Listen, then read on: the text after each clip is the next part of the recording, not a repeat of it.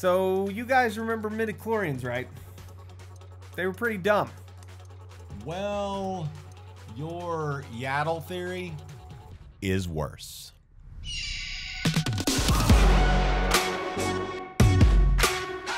Hey there, nomads of lore. I'm Jonathan. And I'm Sean. And we are Mead and Mischief, your home away from no home.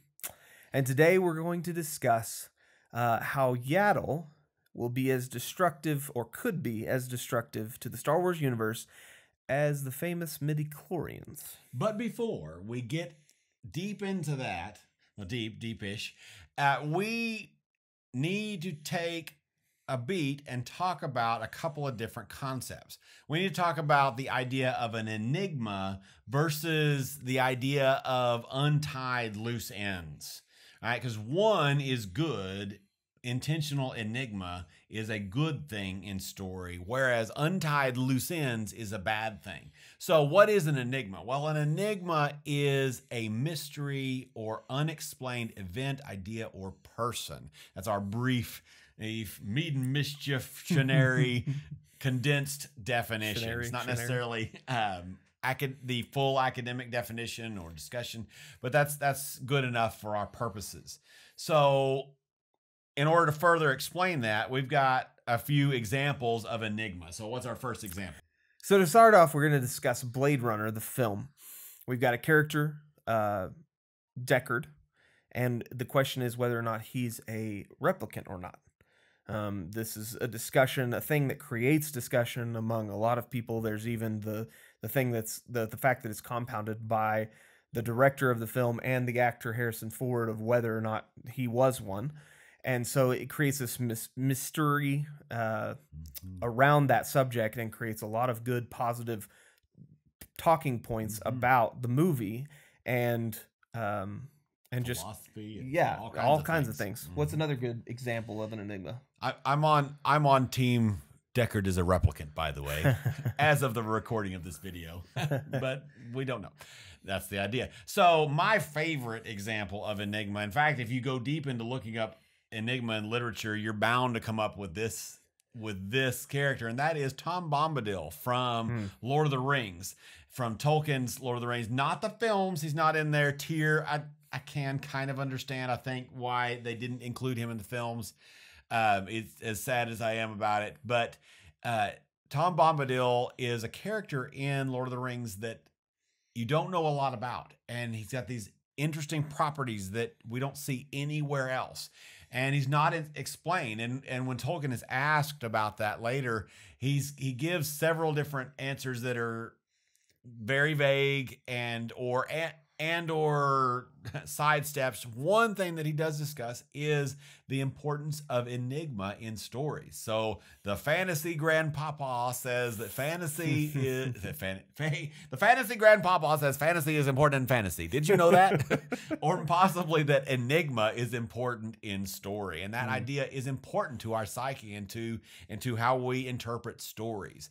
And so that's a great example of an enigma. Our final example of the enigma is I'm really struggling. Of enigma, of the enigma is the Force, and Jonathan's going to kind of walk down that path. So the Force is the thing that excites us all as Star Wars-ites, or whatever we would be called. I like that. That's good. Star Wars-ites. Star Wars-ites. That's hard to say words. That's right. Perfect.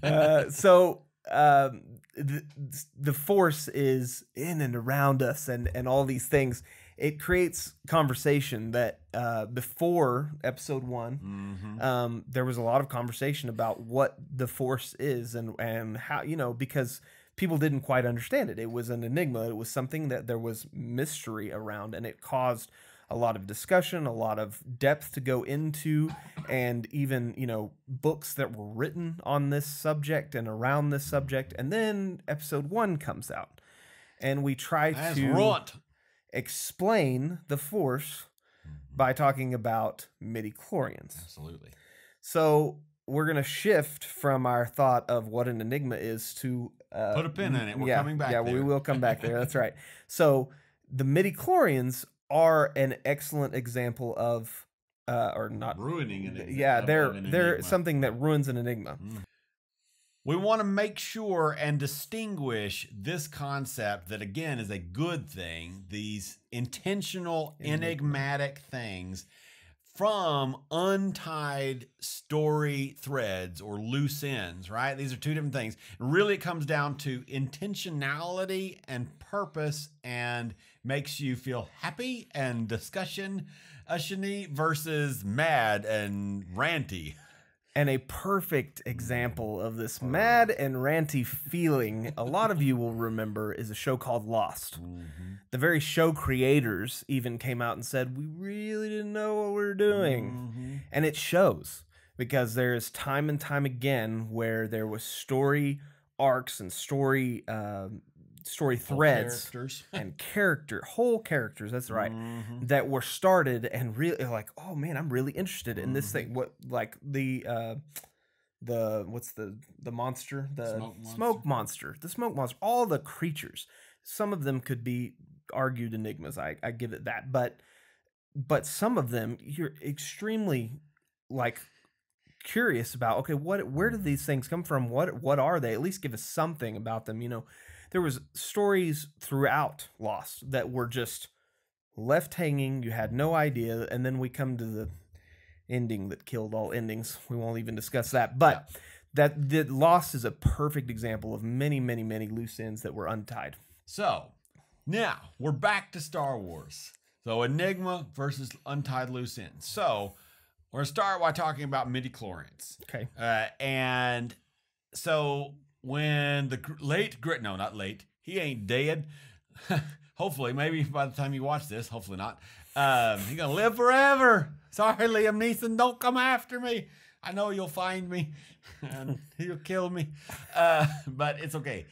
Anyway, Liam Neeson introduces midi-chlorians. When that happens, you know, everybody, well, I don't know about everybody, but lots of people were mad about midi-chlorians and their existence.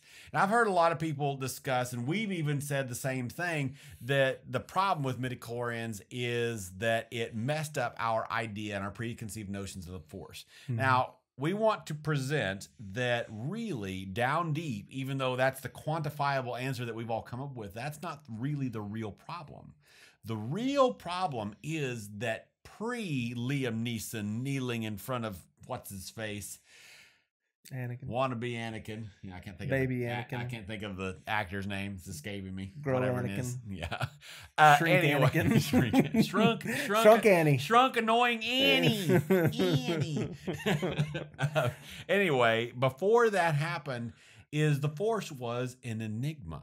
It was an intentional mystery. It was this thing that we could label all kinds of ideas, and you could apply it to all kinds of different things, different religions, different philosophies, different ideas, different concepts. And it was discussable, and it was this thing that we didn't understand, and it inspired feelings of awe, which I think is really important. We're not going to get real deep in that, but I think that's really important, that we need, as humans, we need stories that invoke a sense of awe, and the Force did that. And then midi-chlorians took and it explained this mystery and this enigma, and it took that enigmaticness and it ripped it out of the thing, and so out of our psyche. And so that is really the problem with midi-chlorians, which leads us to the problem with Yaddle. So Yaddle is a character that is seen first in I keep knocking the mic around. Yaddle is a character that is seen first in episode 1. She is obviously the same species. She's a Yoda. Yoda, yes. And really, there's no explanation of her, Yoda, or anything. All that we really know about her is from a comic book or comic books that basically say that she goes off and kind of tends to nature and does her own thing, whatever that is. And so Yaddle is mysterious. Yoda is mysterious. But if we bring Yaddle, an enigma. They're an enigma, yeah. They are, and they are still. and Grogu is an enigma. We've started to kind of piece together a little bit about him and his backstory, but he's still very mysterious, and even giving him a name was almost like, oh, okay, and I don't like the name at all, but it's fine. It's fine, yeah. So, but if we say, okay, so Yoda and Yaddle had a baby, and that baby is Grogu, and now we have this plan where Grogu, you know, and it's almost like putting too many pieces of the puzzle together. Yeah. And taking away the mystery, because Yoda was this mysterious teacher that was this, you know, and the prequels do a little bit to take this down a little bit, but he was this character that was mysterious and important, and we didn't quite know how powerful he was, even in the prequels, which we see more information, but yeah, it's gonna ruin it. If they take Yaddle and bring her in more and more into, I mean, she's in canon already. She's only been in canon stuff. But if they explain more with Yaddle. Yeah. And so if they bring Yaddle and Yaddle is the mama or whatever else, then it's ruined. It's ruined. And it's over. And gone and done. But the reasoning being because you've lost the awe and the wonder and the mystery surrounding Yoda and their whole existence. Yeah. Yeah. There's arguably important to his character. It is. It is. And it's important to Grogu's character too. It's continued that. Which is a big part of the Mandalorian and why we love there's so much enigma surrounding Mando himself. Sure. That is obviously, I think some of that is intentional mystery that's going to be resolved. Yes, Mando, and it will be resolved. I think we're going to get more of. Yeah. But which is a different thing entirely. Intentional mystery is different than intentional enigma, which is different than sloppy, useless, lost loose ends. Lost loose ends. Lost ends. Speaking of lost loose ends, as we go down the rabbit trail, thank you guys for watching. Hope you've enjoyed this. Make sure like, comment, subscribe. Like, comment, ring subscribe. The bell. We'll catch you on the flip side. See you later. Hasta luego. Adios. Bye.